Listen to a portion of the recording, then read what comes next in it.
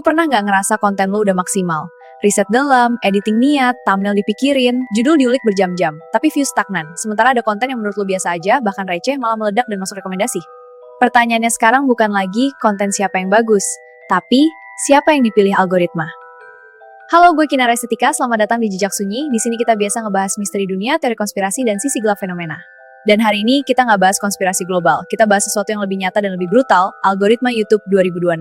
Beberapa tahun terakhir kabarnya jelas banget, YouTube menyatakan bahwa lebih dari 70% waktu tonton di platform datang dari sistem rekomendasi. Artinya mayoritas penonton nggak lagi aktif mencari, mereka disodori, algoritma yang memilihkan.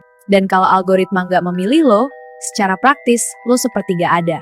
Di 2025 sampai 2026 ini, YouTube makin agresif mendorong format yang memperpanjang session time. Ketika tidak mengikuti arah format tersebut, channel edukasi panjang drop views saat shorts diprioritaskan. Channel commentary kehilangan monetisasi karena dianggap sensitif oleh sistem AI moderasi. YouTube bilang ini demi kenyamanan pengguna dan keamanan brand. Tapi pertanyaannya, apakah sistem ini masih berpihak pada kreator? Stay di episode ini, karena gue bakal bongkar cara mainnya dengan data, dengan logika, dan dengan sudut pandang yang mungkin bikin lo gak nyaman, tapi perlu lo dengar. Algoritma YouTube 2026 bekerja berdasarkan perilaku, bukan opini. Dia nggak bisa menilai apakah konten lo cerdas atau dangkal. Dia cuma membaca angka. 3 yang paling krusial, click-through rate, average view duration, dan session time contribution. Kalau 30 detik pertama retention lo drop di bawah 60-70%, sistem membaca itu sebagai sinyal lemah. Dan begitu sinyal lemah terbaca, impressions bisa dihentikan secara bertahap. YouTube menyebut prioritas mereka sebagai viewer satisfaction, tapi dalam praktiknya kepuasan itu diterjemahkan menjadi durasi tonton dan interaksi, bukan kedalaman makna, bukan kualitas ide. Kalau konten lo bikin orang keluar dari platform, itu dianggap kerugian. Dan disinilah titik krusialnya, YouTube bukan mesin kualitas, dia mesin retensi. Itu sebabnya konten cepat, emosional, dan instan sering menang, karena mereka memperpanjang waktu tinggal di platform. Dan semakin lama orang tinggal, semakin banyak iklan yang tampil. Revenue naik, sistem puas. Pertanyaannya sekarang, apakah ini masih soal kreativitas atau soal kemampuan mempertahankan perhatian?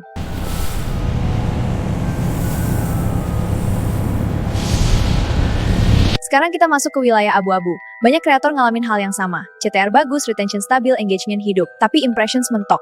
Kenapa? Karena algoritma 2026 bukan cuma mesin rekomendasi, dia juga mesin manajemen risiko. Topik-topik sensitif seperti politik tajam, teori konspirasi, atau kritik sosial sering dianggap berisiko secara brand safety. Bukan di-ban, tapi distribusinya tidak diprioritaskan. YouTube sangat bergantung pada pengiklan, dan pengiklan tidak mau brand mereka muncul di konten yang berpotensi kontroversial. Beberapa tahun terakhir juga muncul kabar tentang sistem moderasi AI yang langsung membatasi monetisasi.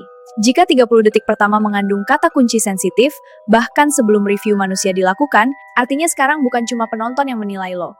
Mesin juga mengaudit lo. Inilah sisi gelapnya. Artinya sekarang bukan cuma penonton yang menilai lo. Mesin juga mengaudit lo. Inilah sisi gelapnya.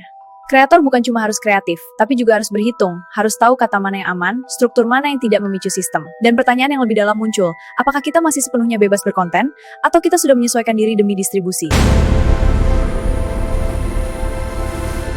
Kreator yang bertahan di 2026 adalah kreator hybrid. Mereka pakai fast shorts untuk menarik traffic, long form untuk membangun otoritas dan monetisasi, community untuk menjaga loyalitas.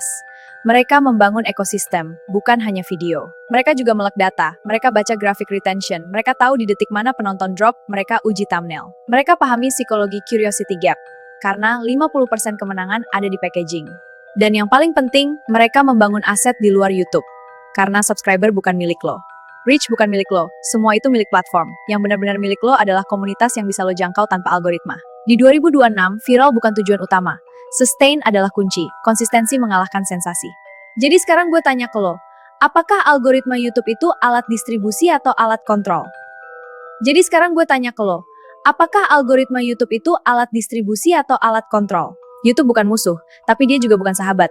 Dia sistem, dan sistem selalu memprioritaskan keberlanjutan bisnisnya. Kalau lo ngerti cara mainnya, lo bisa naik tanpa kehilangan identitas. Tapi kalau lo naif dan cuma mengandalkan idealisme tanpa strategi, lo bisa tenggelam tanpa pernah tahu kenapa. Gue Kinara Estetika, ini Jejak Sunyi. Kalau episode ini ngebuka cara pandang lo, subscribe. Sampai ketemu di jejak berikutnya. Karena di balik sunyi, selalu ada pola.